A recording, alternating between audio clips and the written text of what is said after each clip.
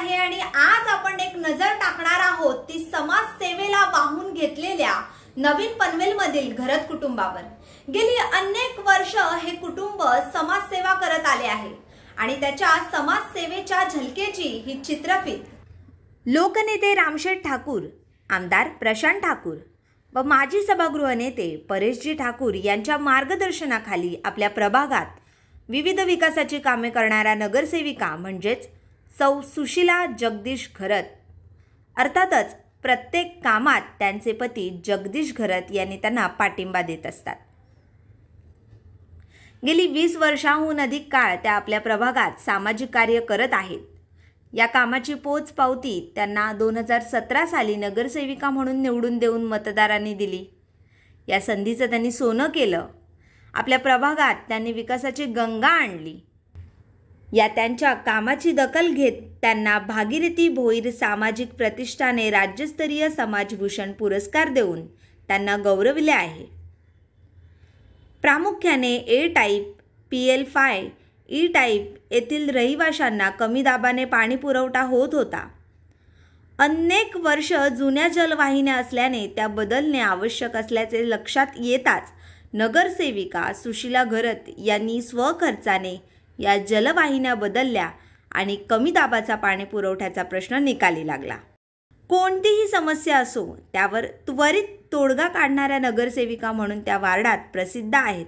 प्रभागात विविध सोसायट्यांना पावसाळ्यात चिखलाचा सामना करावा लागत होता।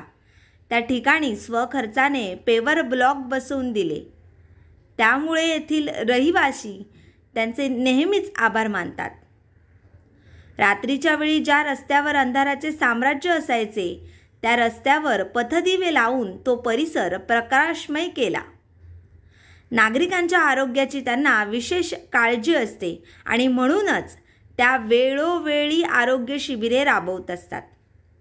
यामध्ये नेत्रचिकित्सा शिबिर, अन्य आजारांवर मोफत उपचार केले जातात। आजपर्यंत अनेक रुग्णांनी याचा फायदा घेतला आहे।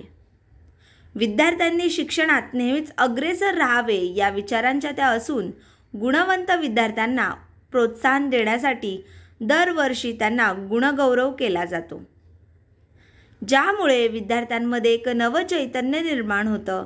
आपल्या परिसरातील ज्येष्ठ नागरिकांचीही त्या विशेष काळजी घेतात।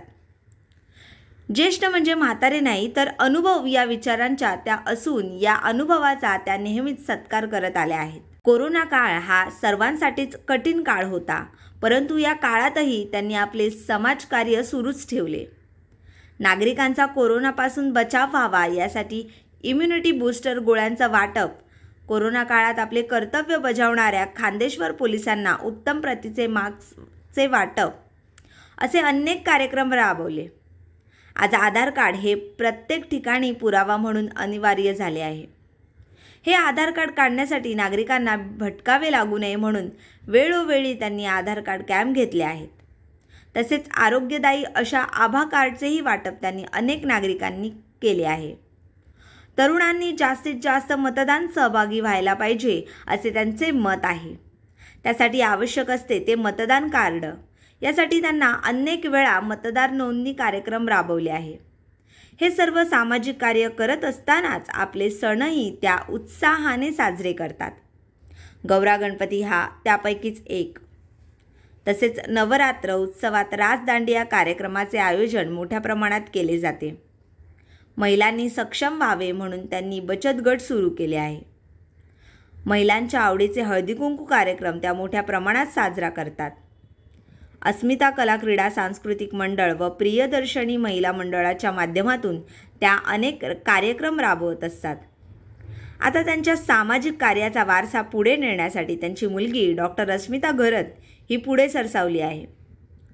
पेशाने डॉक्टर असून सुद्धा त्यांनी आईवडिलांप्रमाणेच त्यांना समाजसेवेचे आवड आहे आणि नक्कीच समाजसेवेचा वारसा आपणा सर्वांच्या सहकार्याने त्या समर्थपणे पुढे नेतील यात काही शंकाच नाही।